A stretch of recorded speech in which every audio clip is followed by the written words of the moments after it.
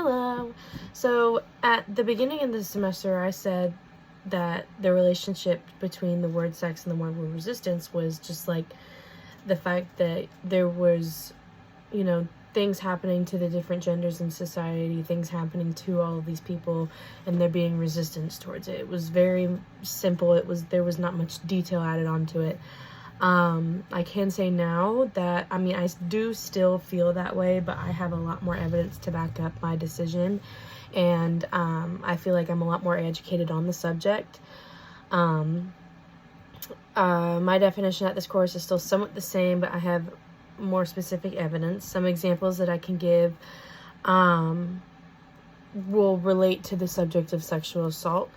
One of the examples I'm going to give is from the book 7 Necessary Sins, and it's on page 20 to 21, and it says, it would take a few more years and feminism to know unwaveringly that sexual assault has nothing to do with how you're dressed and has everything to do with the predator who assaults you.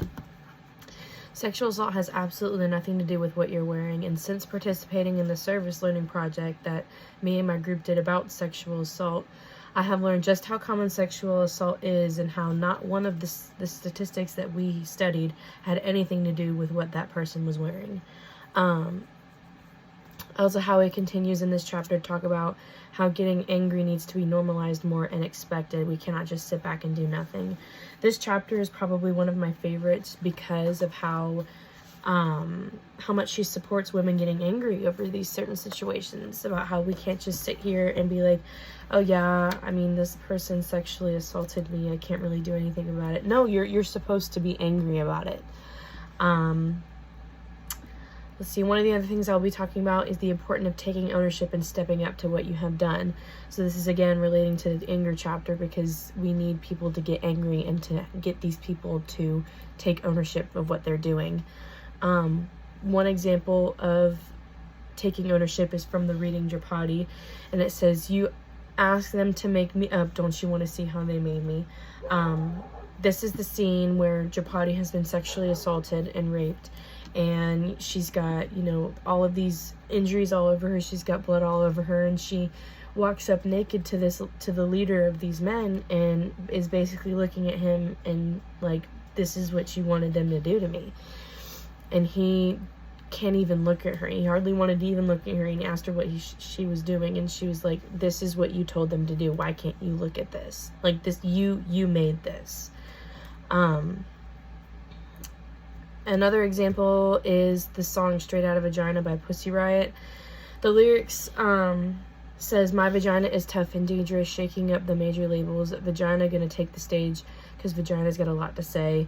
The song alone was extremely controversial in the fact that it was banned from Russia because of what it talks about, but I think that gives it all more reason not to be banned at all. And in fact, I think that's one of the main reasons why we need to be okay to talk about these things, because anything, even since like middle school, when we all took that one health class in middle school that was absolutely pointless.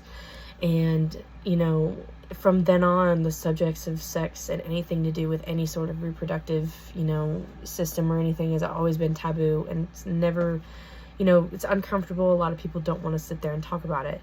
But I think that allows for more opportunities to people to be educated, because, especially with what's going on in this society today, I think it's, most important that we be educated.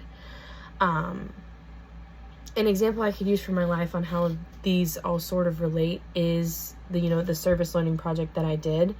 I was able to educate I have a boyfriend. I was able to educate him on the topic itself, because he is kind of like, he understands it, but he doesn't understand it, if that makes sense. I was able to sit there and kind of explain my project to him.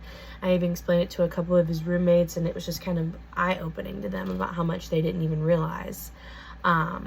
And I'm going to try to do more of that within the next couple of months, is also to not be afraid to be involved in conversations. It's really, really awkward sometimes, especially because I always feel like I'm undereducated and I don't know what I'm talking about, but I'm going to make the effort to try to be more involved in those conversations. So